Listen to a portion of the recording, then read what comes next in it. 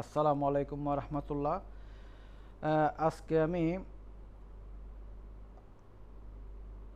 আজকে আমি একটা প্যাটার্ন 2D তে করার পর কিভাবে 3D তে এটা পরিপূর্ণ সুইং করার পর কিভাবে আপনার অবজেক্ট ব্রাউজার এবং প্রপার্টি এডিটরে কাজ করা হয় সেই বিষয়ে আলোচনা করব। কিভাবে একটা প্যাটার্ন করা হয় 2D তে করার পর কিভাবে এই 3D তে নিয়ে আসা হয়, এগুলি আমি প্রাথমিকভাবে দেখাবো আপনাদের।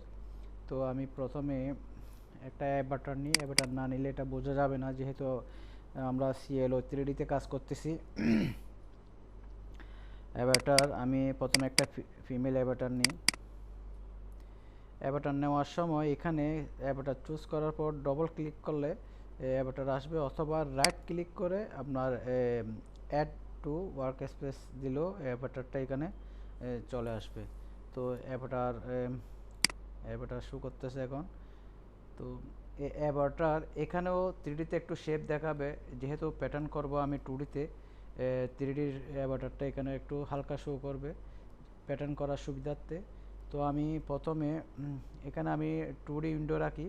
3D আপাতত দরকার নাই, আমি 2D তে যেহেতু কাজ করব 2D উইন্ডো রাখি। আমি একটা সংক্ষেপে একটা প্যাটার্ন করি, তারপরে দেখাবো কিভাবে এই 2D প্যাটার্নটা 3D তে নেওয়া যায়। 2D তে সুইং করার পর কিভাবে আমরা অবজেক্ট ব্রাউজারে কাজ করব, অবজেক্ট ব্রাউজার থেকে প্রপার্টি এডিটর থেকে তারপর আমাদের বিভিন্ন স্টেজ এবং সিমুলেশন ইত্যাদি ইত্যাদি। তো আমি প্রথমে আমি পলিগন নিই। পলিগন দিয়ে আমি ড্র করে প্যাটার্নটা তৈরি করি। খুব সংক্ষেপে করব আমি কাজ, এখানে একটু ভুল ভ্রান্তি হতে পারে। এটা আমি আর্ম হোলের শেপটা নিচ্ছি সংক্ষেপে।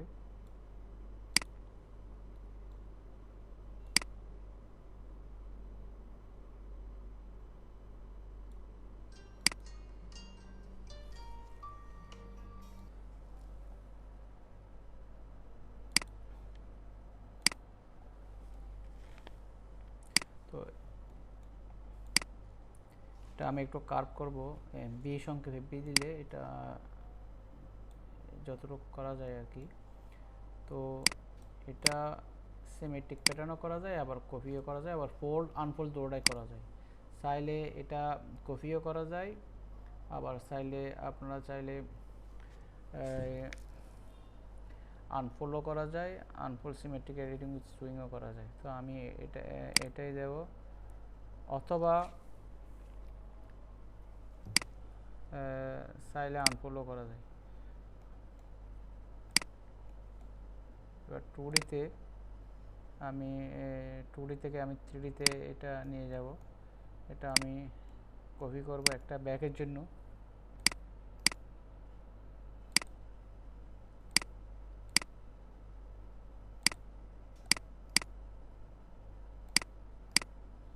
কপি করে পেস্ট করলাম। এখানে এডিট সুইং দিয়ে আমি ব্যাগের শেপটাকে একটু তুলে দিলাম। এটা খুবই আমি সংক্ষেপে দেখাচ্ছি আপনাদেরকে।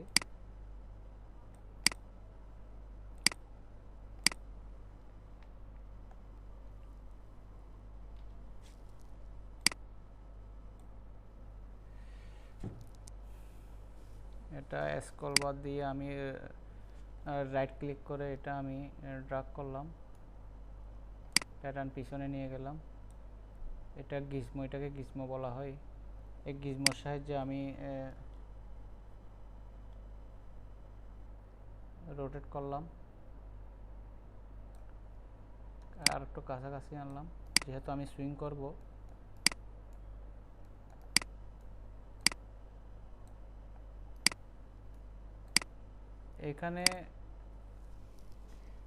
এখানে সিলেকশন বাদ দিয়ে সিলেকশন টুলস দিয়ে আপনি সিলেক্ট করলে এখানে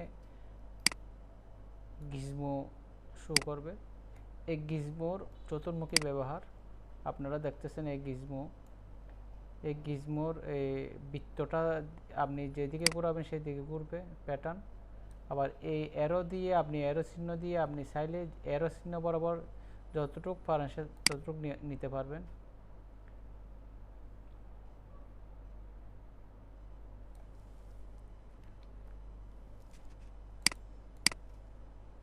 তারপর চাইলে আপনারা এই গিজমোর সাহায্যে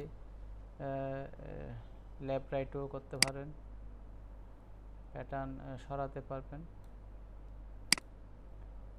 আবার চাইলে এটা বিভিন্ন অ্যাঙ্গেলে রোটেটও করতে পারবেন। গিজমোর অনেক রকম ব্যবহার, সাধারণত প্যাটার্ন মুভ করতে আমরা গিজমোই ব্যবহার করি।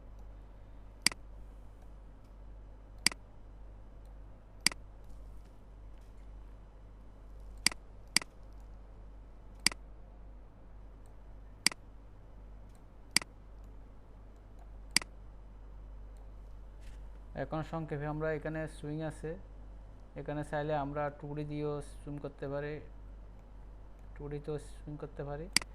এখানে সিংম্যান সুইং আছে, এমএন সিংম্যান সুইং আছে, ফ্রি সুইং আছে, এনএম ফ্রি সুইং। সাধারণত আমি এমএন ফ্রি সুইং দিয়ে কাজ করি। যেমন এখানে 2D তে এখানে আমি সুইংটা করলাম, এন্টার,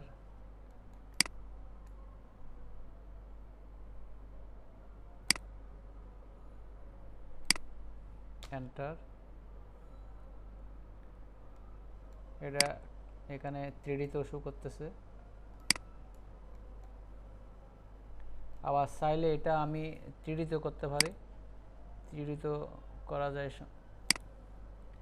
এখানে বহু সুবিধা আছে, এখানে চাইলে 3D তেও করা যায়। তো আবার চাইলে এখানে আপনারা চাইলে এখানে সিংম্যান সুইং দিয়েও সহজে করা যায়, সরাসরি প্যাটার্ন টু প্যাটার্ন। এখানে ক্রস হলে হবে না, সোজাসুজি থাকতে হবে। সিংম্যান সুইং দিয়েও ক্রস হলে এটা রিভার্স হয়ে যাবে, তো এখানে সোজাসুজি হতে হবে। তারপরে শোল্ডার টু শোল্ডার আমি সুইং করে দিলাম সোজাসুজি। এটা যদি আবার সিমেট্রিক প্যাটার্ন হতো তাহলে অপর পাশে করতে হতো না, এটা আমি বোঝানোর জন্য আপনাদেরকে এভাবে করছি। সিমেট্রিক প্যাটার্ন হলে বা মিরর প্যাটার্ন হলে এক পাশে করলে আরেক পাশে হয়ে যেত। তো এখন সুইং করলাম, সিমুলেশন দিলাম, সরি, সুইংটা হয়ে গেল। এখানে চাইলে আমরা 2D তেও করতে পারি, 3D তেও করতে পারি, একই কাজ। এখানে সুইংগুলি যেগুলি আছে, সুইং আইকন যেগুলো আছে এগুলি 2D তেও আছে, 3D তেও আছে। এখানে 3D তেও আছে, এডিট সুইং, এই টুলবার্সগুলো 2D তেও আছে, 3D তেও আছে। 2D থেকেও করা যায়, 3D থেকেও করা যায়, যার যেভাবে সুবিধা হয়। এখন আমরা এখানে ফেব্রিকের ব্যবহার আছে, আমরা ফেব্রিক যদি চুজ করি, ফেব্রিক বিভিন্ন ফেব্রিক আছে, আমি একটা ফেব্রিক নিলাম। এই ফেব্রিকটা আমি যদি এখানে অ্যাসাইন করি তাহলে এই ফেব্রিকটাই এখানে আসবে। এই অবজেক্ট ব্রাউজারে এই ফেব্রিকটা এখন অবজেক্ট ব্রাউজারের আন্ডারে চলে গেল। এখানে এই ফেব্রিকটা চলে আসলো এখানে 2D এবং 3D তে প্যাটার্নের মধ্যে এই মানে এই কটন ফেব্রিকটাই চলে আসলো। এখন কালারের ব্যবহার আছে, কালার আমরা এই ফেব্রিকের আন্ডারে এখানে যে ফেব্রিকটা এখানে আনছি অ্যাসাইন করছি, এই ফেব্রিকটা আমরা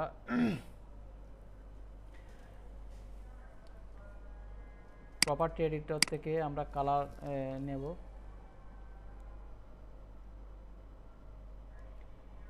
প্রপার্টি এডিটরে আমরা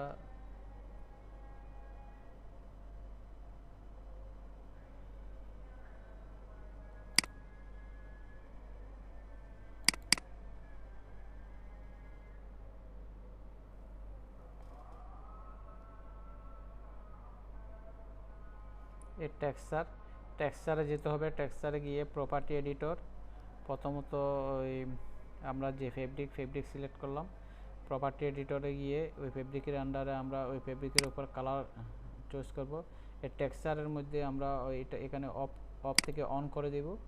তারপরে কালারের মধ্যে আমরা কালারে ক্লিক করলে এখান থেকে আমরা কালার চুজ করব। কালার অনেকভাবে চুজ করা যায়, এখানে এর মধ্যে আইড্রপের মধ্যেও চুজ করা যায়, সরাসরিও চুজ করা যায়, এখানে আছে, এখান থেকেও চুজ করা যায়। আমি একটা কালার চুজ করলাম, ওকে, এই কালারটা হয়ে গেল। তো কালার বিভিন্নভাবে দেওয়া যায়, সেগুলি সম্বন্ধে পরে আলোচনা করব। এগুলি হয়ে যাওয়ার পর আমরা রেন্ডারিং আছে, তারপরে অ্যাভাটার, এই রেন্ডারিং কীভাবে রেন্ডারিং করব সেগুলিও আছে। তো এর আগে আমাদেরকে এখানে এই অবজেক্ট ব্রাউজারে গিয়ে আমাদের বিষয় চেঞ্জ করতে হবে। আমরা অ্যানিমেশনে ছিলাম, সিমুলেশনে ছিলাম, এখন আমরা অ্যানিমেশনে আসতে হবে। অ্যানিমেশনে আসার পর আমরা যদি রেন্ডারিং দিই, তারপরে এটার উপর রেন্ডারিং হবে।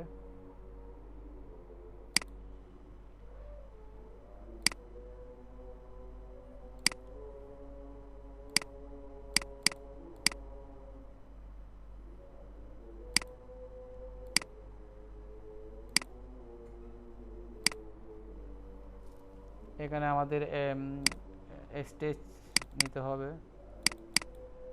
এখানে আমরা যদি একটা স্টেজ নিই,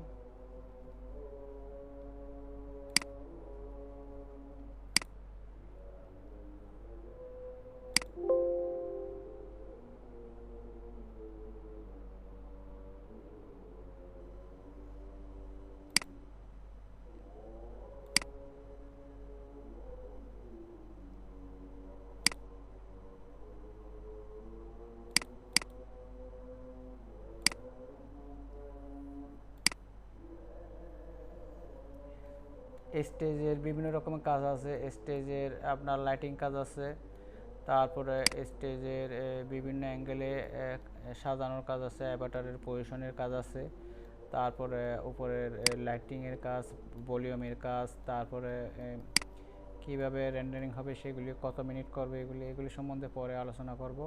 আজ এই পর্যন্ত।